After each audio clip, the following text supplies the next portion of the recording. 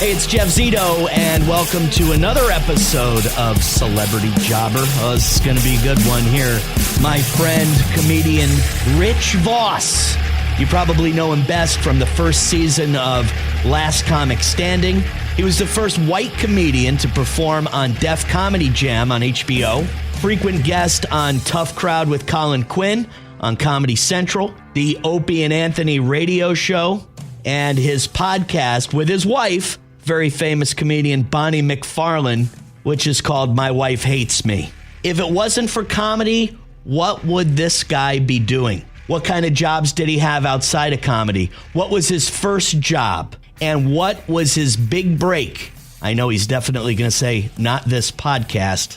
Ladies and gentlemen, major headliner, comedian Rich Voss, my guest this week on Celebrity Jobber. I probably right now am known for my shirts that I sell at richvoss.com. Yeah, what are those? Rich Voss, it says legend on them. Oh, okay. Can you send me one of those? Gratis? No. I have to support my family, and my kids, or my daughter now, my older daughters are grown.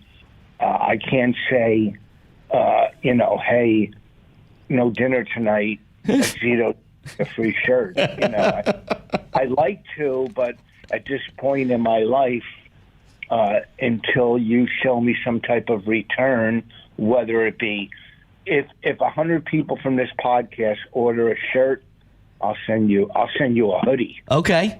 All right. Is it zipped down in the middle, or is it one of those with the pocket and the stomach?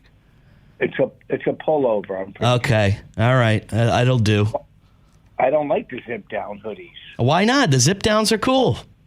I'm wearing one right now, but I don't like it. Actually, it says Oscars on it because I wrote on 2 Oscars. Well, there's something you're known for. That would have been good to mention a few minutes ago. Well, that's true, but I'm not going to, bore your listener with a long line of credits. Google Rich Voss and you'll be there all night reading my credits. Rich is also known for being married to a major headliner, and her name is Bonnie McFarlane, and she is obviously, very famous, and she's done movies, and Rich is kind of along for the ride there. Good move on your part. It's so hacky that you would go, oh, he's along for the ride with his wife. Shut stupid mouth. She has a great career. We were both in a movie together, King of Staten Island. Did you see that movie? Yeah, I did. You were in that? Oh, you're so stupid. Me and her, we were the ones that were ordering food in the Italian restaurant, and he was the waiter. Yes. Sorry, Rich. It was, it wasn't a huge part. I apologize, but I do remember seeing it because my wife said, look who it is. Yes, it was a decent part, and we were up for an Oscar for Best Cameo. Is that a real thing? Best Cameo? No. Oh. No, it was. We'd be up for an Oscar. That's how good it was. All right, I want to get into a little bit with you here because this podcast is called Celebrity Jobber, and it basically dives deep. I don't know too much about your growing up. I know a little bit. You grew up in the same, not the same neighborhood that I grew up in. I was in the Watchung Mountains just next door in a nicer part of town, but you grew up in Plainfield, New Jersey. Yes, pretty tough neighborhood. Very tough neighborhood.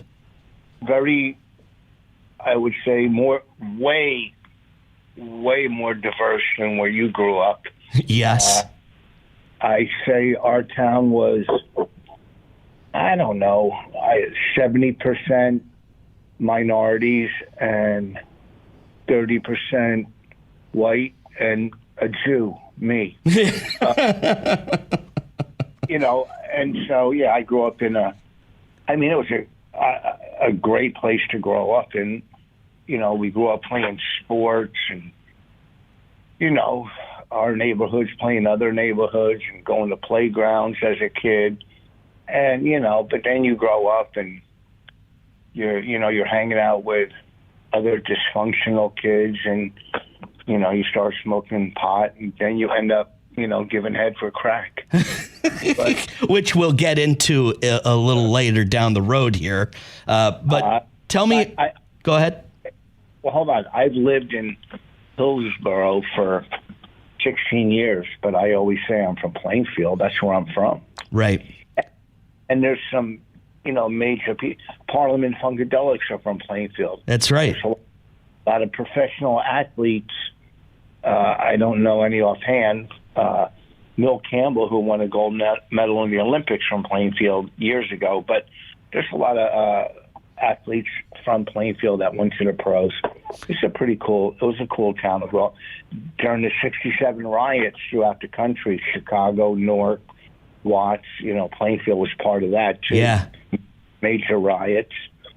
So I lived through, a block where, as a kid, the older people on the block were heroin addicts, and you'd hear guns go off and police cars, and it was just young kids and playing sports, and those guys all grew up, went to jail or got shot or overdosed, and then we grew up, and then we weren't as wild as the older kids that grew up on my block. So tell me a little bit about your mom and your dad. Were your mom and your dad together while you were growing up? No. They weren't. Who did you live with? My mom, divorced. Matter of fact, I just called my father's wife, who he's been married to for 40 years. He's in kind of a hospital nursing home. He's 94. Oh, wow. And he really doesn't walk. He refuses to walk. He can walk with a walker, but I guess at 94, maybe some people just give up at 94 and just say, fuck it. You know what I mean? Yeah. That he doesn't want to go through some type of walking rehab. And, I guess, at 94, you already won. You won. I mean, what my dad taught me was how to be a good parent to my kids, because I did just the opposite of what he did. So you weren't close growing up with your dad? Well, he wasn't around. It was my mom who took care of us, and 3 kids, and she was a secretary. So luckily we lived for free. My grandparents owned a multi-family house, so we lived for free on the second floor. There's no possible way she would have made ends meet if we had to pay rent somewhere. You know what I mean? A secretary raising 3 kids. Yeah, single mother. Yeah. How many and brothers and sisters? What do you have? I have a sister, and I had a brother. He passed away. Okay, how long ago did your brother pass away? What time is it? 5 years ago. Oh, okay. Okay. And your sister, what does she do? She's done public relations. She's worked for big drug companies, and she's one of those people that made a lot of money, who's never had kids, but very wealthy or very well off. Good. Very well off, but had a $2 million house, sold it, now moved to Florida. So I guess she's semi-retired or working over, the computer, probably with some drug company or some publicist company doing that type of work. I was never really tight with my brother or sister, but real tight with my kids. It's so weird how you break the chain of dysfunction in life that you grew up with. Some people don't break that chain of dysfunction, and dysfunction goes from one family to the next to the next. And I broke it. My 2 older daughters one's married with a kid, the other one's married. They have nice houses. One owns a house in Florida that she Airbnb. They're doing great. And my 15-year-old is a 15-year-old. Wow. She's still a straight-A student. So my ex-wife, who was a great mom, and myself, raised two kids, through a divorce. But I learned through divorce that you don't use your kids as chess pieces. And I had my kids in the day and she had them at nights. And we did our own contract during divorce because we didn't have anything that you needed lawyers. You know what I mean? Right. Plus, lawyers make money by making you fight. So we did our own contract, and she had them on Christmas, and I had them Thanksgiving. But, we were separated for 5 years, and I would spend Christmas Eve at their house, wake up. Anyhow, my kids grew up to be very, I guess, stable. For a divorced parents, they grew up pretty stable. So tell me a little bit about school. And did you go to college? I go to college. I was in English class in 10th grade, and I asked for a pass to go to the bathroom, and I never came back. I got a fucking pass, and I walked outside, and I said, fuck this. No. So college was not a part of your well, what did you think you wanted to do when you were in high school? Obviously, tell me about how you got into comedy and when that was in your mind. Tell me about, first of all, I will, but tell me about, do you bore everybody else with these stupid questions? I'll tell you. My grandfather was a contractor, so I started working for him, and I started my own business. And I had the biggest painting business in town at 22 years old. I had 7, 8 employees, doing gigantic Victorian houses. I had the biggest painting business in my town, and I, kind of fucked it up doing drugs and partying.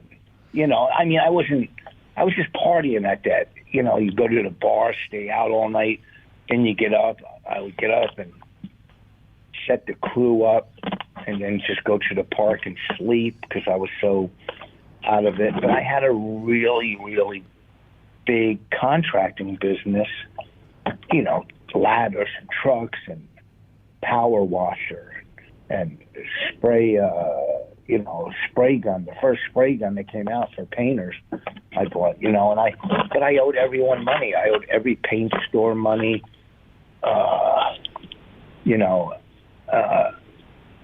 and it just fell apart. And then I, started partying too much and doing different types of sales and whatever to scam and get by, Right. But,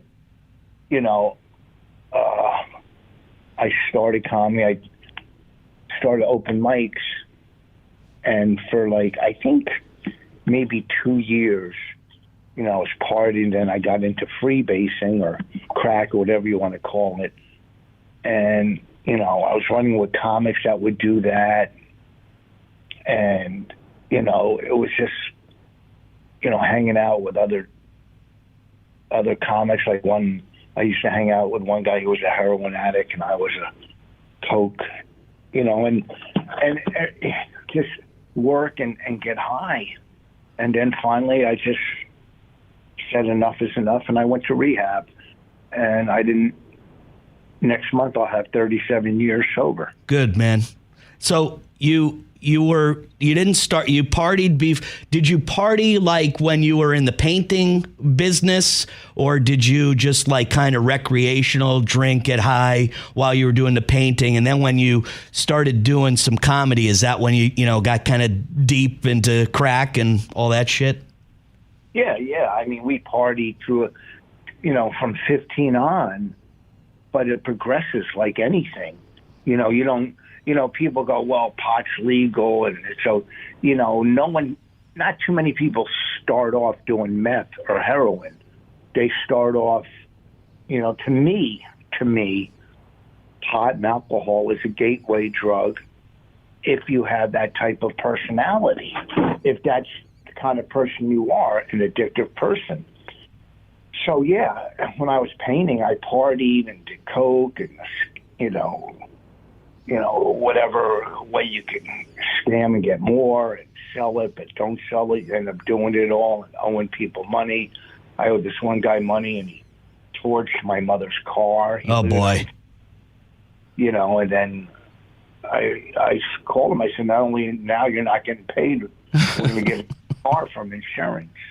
I mean, I put my mother through hell, and mainly my mother, not my father. Right. And getting sober, and then getting married and having kids and giving her grandkids, I guess, was the best amends I can make to my mother.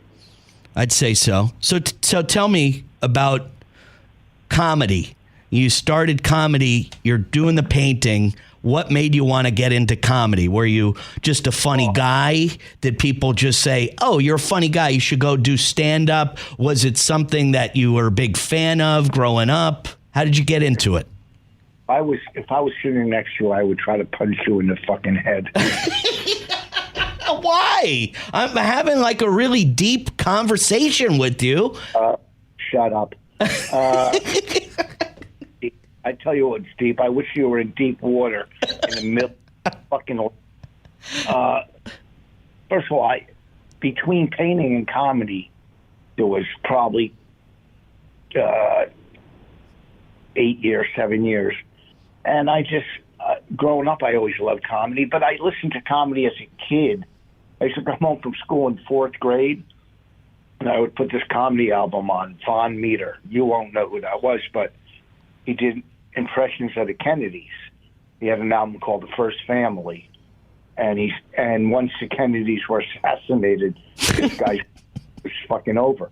He was one of the highest selling albums for comics back then. And then when the Kennedys were assassinated, nobody wanted to be reminded.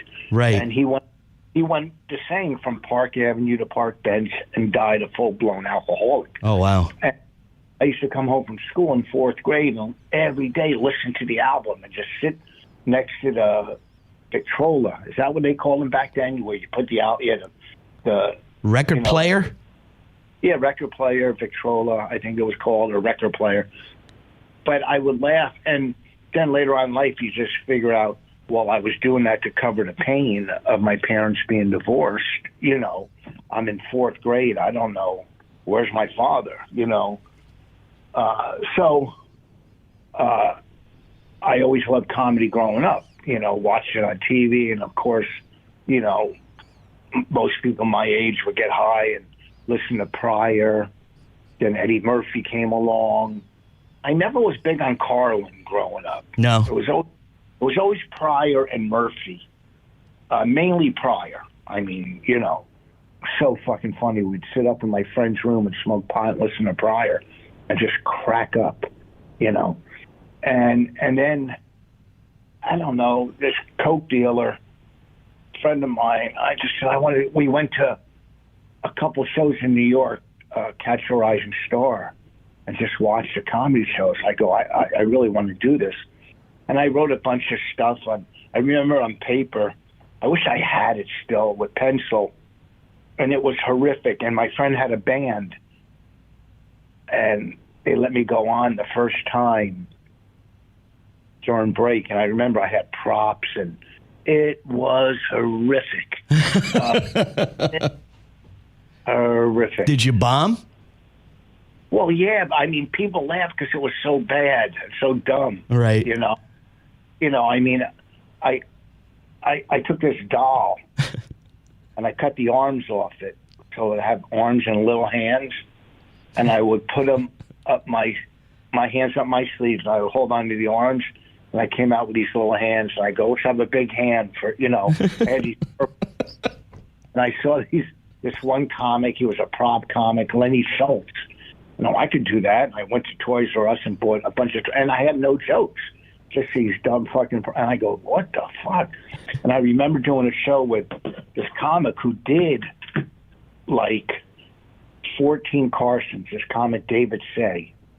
And he did 14 Carsons back then. Very funny, prolific writer, and he said, I remember the first piece of advice, he said, don't do props. Just do material, don't do props. Then I worked with him years later, you know, in Vegas, you know, and when I started comedy, I booked a couple rooms, one-nighters. This way I could host every week and get on and practice. And then other guys that booked one-nighters in like Connecticut or New York, I would let them host my show and they would give me theirs. We would trade gigs, And then I worked my way into doing this fucking ridiculous podcast.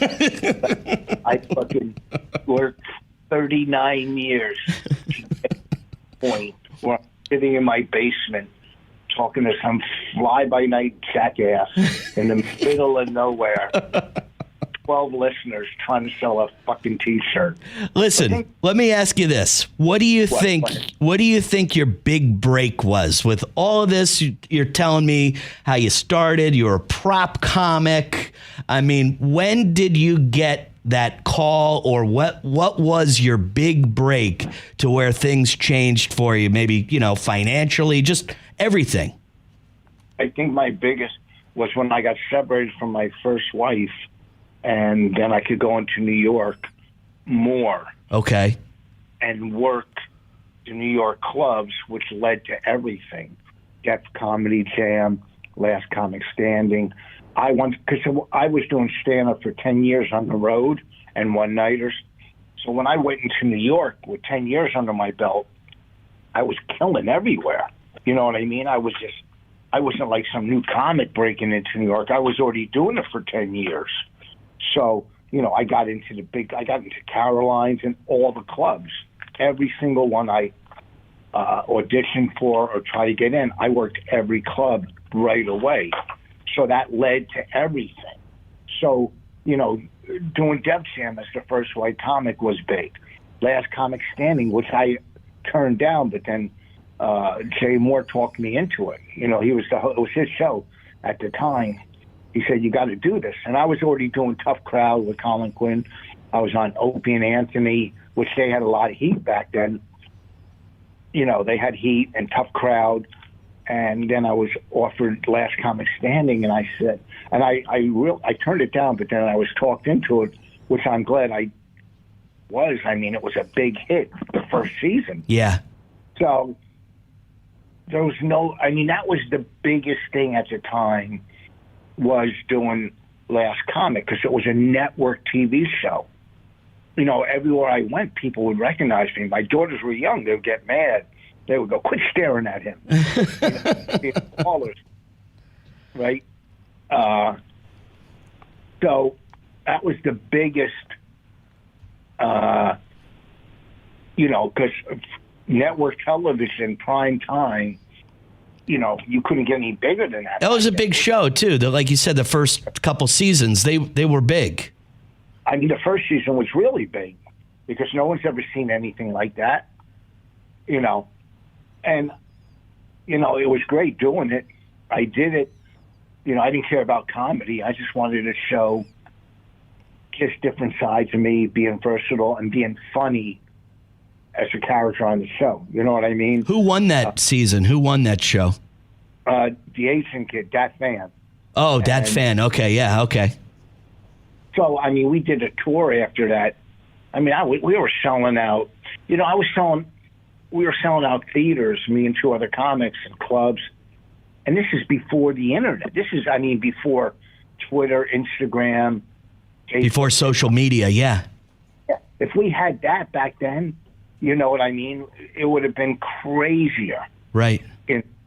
All we had was television. Now, television doesn't even mean as much as YouTube now.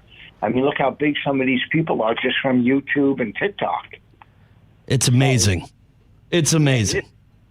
There's, or podcasts. There's, to me, there's podcasters that do comedy, or there's comedians that do podcasts, which is a big difference. You'll get funny comedians like Tim Dillon, who's a great comedian, does a podcast. He probably makes $1 million a month or whatever. Who knows? Andrew Schultz. A lot of them that are funny, but then you'll get people that just do podcasts, then they go, well, I'm going to do comedy now, and they're not as good. So you're trying to tell me don't do comedy is what you're trying to tell me. No. Come to think of it, yes, but I wasn't. But now, but I don't really consider this a podcast until you get 100 listeners at least. You're this. You know what? You talked about your big break. Who knows? This could be your next big break. You could sell 100,000 T-shirts. Who knows? This could be it. I could listen. If I'll call my guy tomorrow that sells them. You go to richvoss.com. And he'll tell me the numbers in 2 days. Okay. Now, when does this podcast go up? Well, it'll air. It'll go up on Friday. So, give it a week, will you? Okay, so next week I'll call him, and you can follow up. Okay, I'll follow up with you. RichVoss.com, and you order a shirt or a hoodie. And that's one S, right? RichVoss.com. Yes. Just wanted to make sure we got the correct spelling out there for people. Yes, that's my website. You could order a shirt. I just put out my 7th album. I keep creating and writing. I mean, since the 7th album came out, I've been kind of coasting because I don't know what I want to do next. Do I want to just tell stories or do more jokes or do all crowd? I mean, I can go on stage and for an hour just do crowd work off the top of my head. Well, that's probably one of the biggest reasons I like you personally. I think you're funny because you don't need any material. If you've ever seen Rich do stand-up, he goes on stage and he doesn't need to have any jokes prepared. He just starts picking people out of the audience, which reminds me, I got a good friend of mine that owns a pizza place. He's got a couple different pizza places. He's a very successful guy, great pizza. And he said to me, he was a big fan of Opie and Anthony, and he said to me he was in Vegas and he wanted to see you perform, and he ended up going to see you perform. And he's a bigger guy. He went to the bathroom, he came back, and as he came back, you started giving him shit. You started saying something about his size, like, well, you having a diabetes attack, and he remembered it, though, and he was telling me all about it a few weeks ago, so. Well, what I said must have been funny, but you got to be careful when there's certain things you can go after or not go after. Weight is a tough one. I keep away from that now because people struggle with it. Like if you got a fucked up hairdo, that's on you. Right. And it's so weird. It's so weird now. Like if someone was in the audience drunk out of their mind or high on heroin, you could fucking easily go after them and know, they're drunk or they're drug addict. But food is an addiction too. But once you go after somebody who's overweight, it's tough. That's a tough one. You got to be really careful. I mean, I was doing an urban show once, years and years ago, and this girl, I guess, was about 400 pounds, and she started booing me. And I go, booing? You should be mooing. And in an urban audience, that killed. White people would cringe.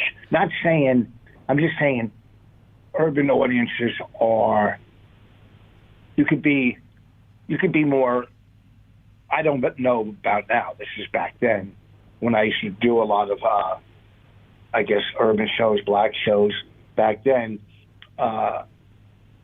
you had to be tough. You couldn't show fear. You know what I mean? Yeah. It's different, whatever. What's the word? I can't think of it. I mean, it's just different upbringings or different audience. That's all. It's just different. Do you have to censor yourself now, because things have changed so much in the last 5 years, and maybe when you first started doing comedy, you could get away with a lot more things? Do you have to because I'm sure comedians are afraid of getting canceled because this cancel culture is such a big thing. Well, you can't cancel me because I don't have anything to cancel. Fucking take away next week in Arizona? Please, I don't want to go anyhow. Now with social media, everybody is a reviewer all of a sudden. Everybody has a blog or everybody has an opinion. Shut your fucking mouth. Don't go out to a show. Do some research. Know who you're going to see. Don't go to a show and go, I'm offended, and you didn't know who you were going to see. Go to YouTube. And yeah, there's stuff I won't say, or there's stuff I will say. I don't, you know what I mean? It's just, there's a fight. Look, I've always had it anyhow. There's certain things I wouldn't say. And there's times I cross the line, I just don't want people to leave hurt or upset. I want them to leave, having a good time. If somebody walks in and say they have polio or walk, you're not going to make fun of that. Sure, of course. But I've had people in wheelchairs heckle me, and I go, I've said stuff. You know what I mean? I remember one time I was on stage and got in a wheelchair, just set up. And also, too, people in a wheelchair, a lot of them they just don't want to be seen any different. They want to, and I go, who's the guy next to you? He was my bodyguard. I go, well, he's not doing a good job. It depends. You really got to know. See, a good time. Listen, I've been doing this for fucking 39 years. So I know people. I know how to read people. I know how to read an audience. I know. You can't just, you know what I mean? I know what I'm going to say next as I'm saying one thing. Right. I just know. Look, when you go see a band, they know their next song. I know where I'm going 9 out of 10 times. Unless I'm doing crowd work, and then it's just, I'm ad-libbing, but I still know what I'm going to follow it with. Do you ever think about what you might be doing if you weren't doing comedy? Like, because you got to admit, like, not everybody can be a stand-up comic and make a good living at it. Be in a movie like The King of Staten Island with Pete Davidson, like that's kind of pie in the sky kind of thing. So did you ever think about what you were going to do if the comedy never worked out? I'd probably be in sales or in jail for insider trading, I don't know. I would have been doing some kind of sales, because, I had skills when it came to remodeling or painting or roofing, but I wasn't going to do that the rest of that's a scary question if I think about it. What would it would have been some type of sales. I might have ended up I sold cars at points in my life. I could have been one of those fucking jamokes or selling insurance or real estate. I did go to real estate school, but I fell asleep the first day. I did. This real estate company, they paid half or whatever for me to go to real estate class, and I actually fell asleep in it, and then I never went back. I'd probably be in real estate somehow. What was your first job? Well, in high school, working at this wood shop, Clem's. Everybody in Plainfield worked. Clem's Iron Works. And I worked either dipping railings into paint or staining the wood that went above railings, how some railings would have wood. I did that, and I worked in this one company. Then I worked building tennis courts. I worked pouring zinc into molds, from a kettle that boiled zinc and melted zinc and make these molds that you put on the bottom of ships to stop erosion. I did all kinds of shit. Hot tar, that only lasted about a week, the hot tar. I quit. I fell asleep at work. Boy, you got a problem falling asleep. You got narcolepsy? During now I do. Do everything to keep my eyes open. I remember we had lunch, this hot tar company, And during lunch, I fell asleep, and they never woke me up. I woke up at like 3 o'clock. I go, nobody, and they were all dicks to me. And I said, fuck you. And I just hitchhiked home. So I left that job. I remember working for this one carpenter. He was such a dick. Then I went back at night and I stole his sawzall and another power tool. Then I caddied and at this real waspy country club. And I think I dropped the guy's bag and walked away. Wow, the working world, you weren't cut out for the working world. Good thing things worked out for you. Well, as having my own business, I was good. I did sales for a while. We did canvas sales, selling house plans and renting vans. But I ended up owing everybody money because I would just take the money and party and buy Coke or pot or whatever, I had no direction in life. So I guess once I went to rehab, and I finished rehab, I go, this is, a 5-day detox and 28-day program. I go, I'm good. I'm not leaving. And it was really the first thing I really finished, and the day I got out of rehab, they said you can't do comedy for a year. Stop, because I'm around alcohol. Yeah. And the day I got out of rehab, I did a show that night because when I went to rehab, I completely surrendered to my addiction. I really wanted to stop no matter what. Now, yes, I'm an alcoholic, but that wasn't my drug of choice. So if I went back to work and everybody was in the club freebasing, I probably couldn't have done it. You know what I mean? But drinking wasn't my drug of choice. Yes, I don't drink because it would lead back to my drug of choice. But if everybody was doing coke in the club, I remember I was doing a show in Tampa. No, it was, I think, St. Pete, anywhere, Clearwater, somewhere. And I probably had like 2 months clean.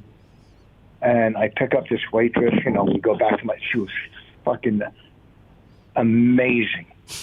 And I'm making out with her, and a weird taste. And I go, what is, and she pulls out a bag of Coke. It must have been about a quarter ounce. I go, look, you're going to have to leave. I mean, after we have sex. And she left. We had sex. I go, you got to, so I guess, once I got clean, like there's nothing more important to me in life than staying clean. Because if I don't, then I lose everything. I mean, my gambling is out of hand, a little out of hand, football, I bet, 100 here, 100 there to watch the games. That's nothing. Well, it is because I'm addicted to instant gratification. I don't have one pair of sneakers. I have 40. So I don't get high or drink a day at a time, but I also am fucked up in other ways. So, I don't say no to people who go, will you do my podcast? I don't know how to say no. Well, you can be a jerk all you want and act like you hate me, but I know deep down, I know how you feel about me. You take my call, you call me back. It could be a few years that we don't talk, but you like me. You do. Of course I don't hate you. Just what you think I dislike every failure I know. No, I love you as a person. Are you kidding me? I just, you know what I mean? I want to help you. I appreciate it. Well, I appreciate you doing this. My Wife Hates Me is the name of Rich's podcast with him and his wife, Bonnie McFarlane. It's very funny. Check that out. And I'll be talking to you soon. Come down here. We'll play golf. And it's on me this time. Oh, it's on your brother. Yeah, well, whatever. You don't know him. I do. Well, listen, thank you for having me. richvoss.com. You should share this on your socials. Oh, I'd rather share mono. All right. Thanks for your help. I appreciate it. Thank you for having me. We have to do this at least monthly. Oh, boy.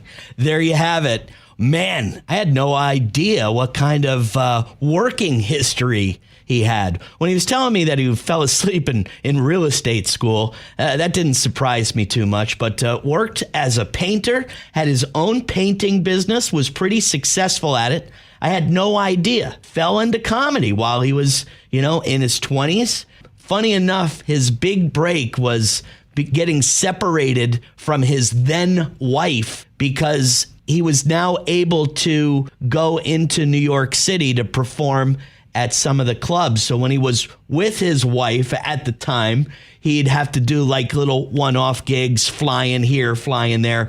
But then when he separated from her, he could go into New York City and work the clubs. And with 10 years of experience behind him, he found it, he was pretty successful. And when you're pretty successful in the New York City clubs, in the world of comedy, that's pretty major. I mean, I can't think of all the jobs that he went through, selling canvas, working at the ironworks. Was it Clem's? Sometimes have trouble understanding him with those giant veneers he has. But I think for a moment, when I asked him, what do you think you'd be doing if comedy didn't work out for you?